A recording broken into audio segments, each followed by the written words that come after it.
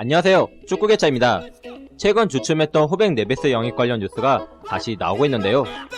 많은 분들이 포그바를 대체할 선수로 후백 네베스를 원합니다.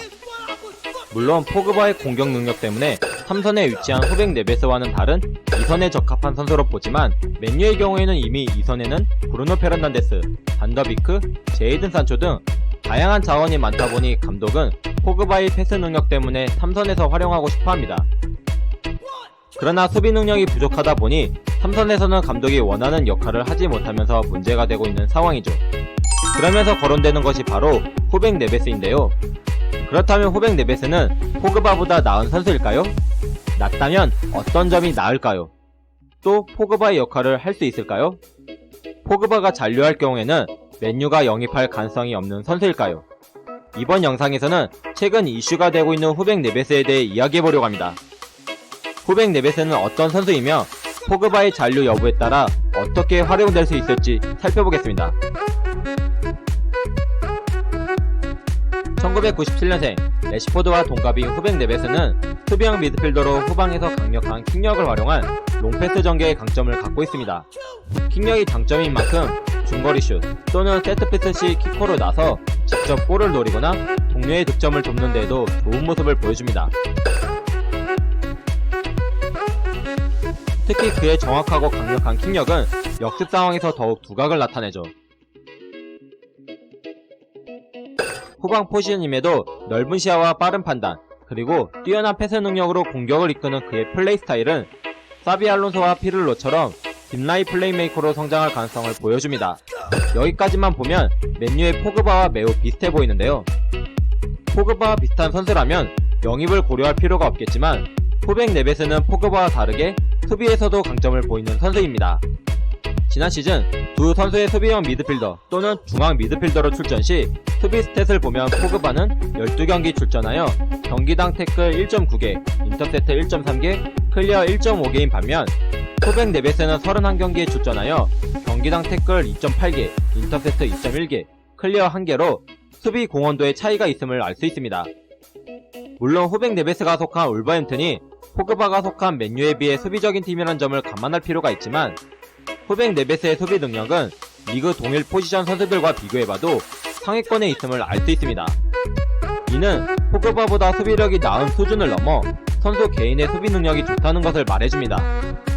후백 네베스는 이처럼 포그바와 비슷한 점도 많지만 포그바의 부족한 수비 능력을 갖추고 있어 후백 네베스를 원하는 팬들이 많은데요.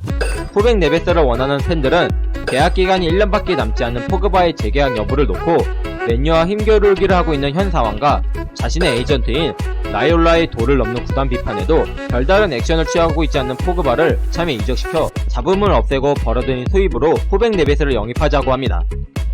반대로 후백 네베스를 원하지 않는 팬들은 포그바가 후백 네베스에 비해 수비 능력은 떨어지지만 이를 상쇄할 만한 공격 능력을 갖추고 있기 때문에 제이든 산초 영입으로 전보다 강화된 맨유 공격진에 힘을 더욱 보탤 수 있을 뿐만 아니라 홀로 고군분투하고 있는 브루노 페르난데스의 부담감도 나눌 수 있는 포그바가 더 낫다고 이야기합니다. 그리고 수비 보강을 위해서는 후백 네베스보다 더 수비적인 역할을 맡을 수 있는 선수를 원하고 있습니다. 그래서 언급되는 선수가 바로 데클란 라이스인데요. 그러나 이 선수를 데려올 수 있다면 베스트라고 얘기할 수 있지만 사실상 너무 몸값이 걸림돌이 되고 있는 상황이라 일단은 데클란 라이스의 영입은 별도로 포그바의 잔류 유무에 따른 후백 네베스의 활용법을 살펴보려고 합니다. 먼저 포그바 이적 시 공격적인 부분에서는 후백 네베스는 후방에서 볼을 소유하며 패스로 팀 공격 방향을 설정하는 시작점 역할을 수행할 것으로 생각하는데요. 자신의 있는 위치 어디에서든 전방 공격수들에게 볼을 정확하게 전달할 수 있는 넓은 시야와 킥력을 갖고 있기 때문이죠. 특히 후백 네베스는 실제 울버햄튼에서 팀의 역습 시 디에고 조타와 아마다 트라오레처럼 발빠른 측면 공격수들에게 볼을 전달하는 1차 패스 공급자로서 역할을 잘 수행했습니다. 맨유에서도 마찬가지로 레시포드와 제이든 산초 그리고 다니엘 제임스와 같은 발빠른 공격수들을 활용하는 공격 전술에 후백 네베스의 킥 능력이 활용될 것으로 생각합니다. 또한 후백 네베스는 수비력도 좋기 때문에 기존 맨유가 후방 빌드업과 수비 강화를 위해 가동했던 프레드와 맥토미니 라인을 후백 네베스 한 명으로 해결할 수 있게 됩니다. 그 결과 프레드와 맥토미니를 포함한 반더비크 등을 활용할 수 있는 옵션이 더 많아지게 되는 거죠.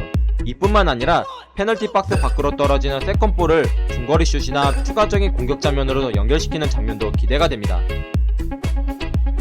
두 번째로 포그바가 잔류한 상태에서 후백 네베스를 영입하게 된다면 각각의 강점에 맞는 역할을 수행할 것으로 보이는데요.